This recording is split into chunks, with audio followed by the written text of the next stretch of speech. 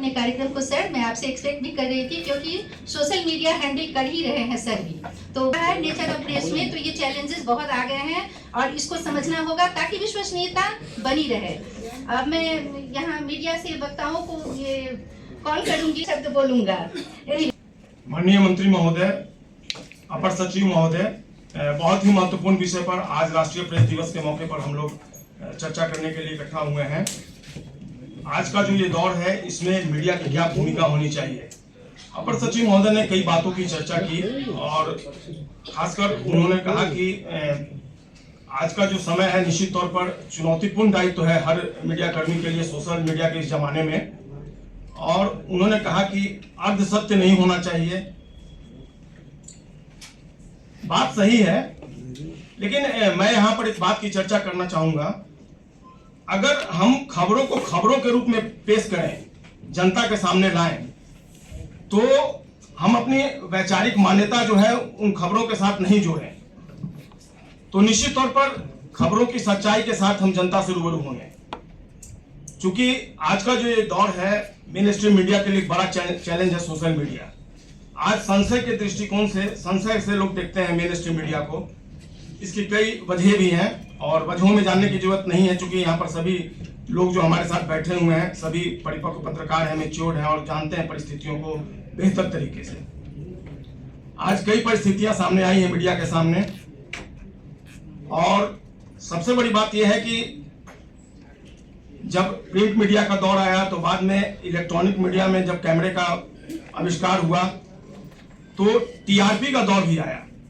और टीआरपी के दौर में आने के बाद हम खबरों के जो सीरियस कंटेंट होते थे, सीरियस कंटेंट को भी हम लोगों ने फुहर तरीके से अश्लीलता के माध्यम से परोसकर टीआरपी लेने की कोशिश की। इसका एक कारण यह भी है कि समाज का एक ऐसा वर्ग जो काफी गंभीर हुआ करता था, हम बुद्धिजीवी वर्ग की बात कर रहे हैं, बड़े लोगों की बात कर रहे हैं, वो पहले सामाजिक मुद्दे जो होते थे, गंभीर मुद्दे, उस पर वो इंटरेस्ट रखते थे, लेकिन बाद में जो ज्योतिष है,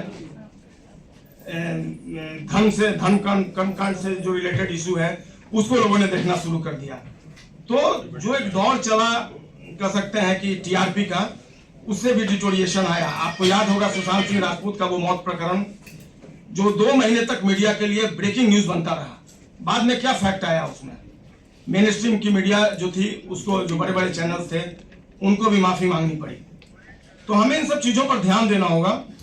केवल हम ब्रेकिंग न्यूज दिखा करके टीआरपी तो बटोर लेंगे, लेकिन फैक्ट जो है वो कहीं ना कहीं गौण हो जाता है। राजनीतिक पूर्वाग्रह से हम किसी खबर को नहीं दिखाएं, ये हमारी जिम्मेवारी है। सबसे बड़ी बात है कि आज एक बड़ी चुनौती है। आपको पता होगा कि मीडिया में जिस तरीके से पूंजीवाद का प्रवेश हुआ है, कई नए चैनल्स, प्रिंट मीडिया की तो बात नहीं करूंगा, लेकिन कई नए चैनल्स आए, और इन नए चैनल्स में इस तरह की प्रतिस्पर्धा हो, इस तरह का कंपटीशन हुआ आपस में इन नए चैनल्स के बीच, कि हम सच्ची खबरों को जब तक लाएं तब तक जो बाकी की खबरें होती हैं, जो गॉसिप होता है, जो र्यूमर होता है, वो पूरी दुनिया से घूमकर आ जाती है। तो ऐसे में जो फैक्ट है वो आ सके लोगों के बीच, ये एक बड़ी जिम्मेवारी हम सबकी है और हमें इस पर ध्यान देना होगा। क्योंकि एक सामान्य नागरिक जो है उसका लोकतांत्रिक अधिकार है ससमय सूचना मिलना, तो हमें इस पर कंसंट्रेट करना होगा और इसके लिए तमाम जो एहतियात है उस पर ध्यान देना होगा। सरकार की जो कार्य उपलब्धि है उसको ससमय हम लोगों के बीच कैसे पहुंचाएं, एक बड़ी महती जिम्मेवारी हमारी है। तो इन तमाम चीजों को अगर हम ध्यान से देखेंगे, अपर सचिव महोदय ने कहा कि ये बात सही है कि जब कम्युनल राइट्स होते हैं तो उस समय मीडिया की भूमिका बन जाती है कि वो किस तरीके से बातों को जनता के सामने रखे, क्योंकि उसको नियंत्रण में रखना न केवल प्रशासन का दायित्व होता है बल्कि मीडिया की भी एक अहम भूमिका है। और लोग बड़ी उम्मीद भरी नजरों से मीडिया को देखते हैं, लेकिन वहां पर टोन डाउन होना वाकई में बेहद जरूरी होता है। और आज की मीडिया समझती है इन सब चीजों को।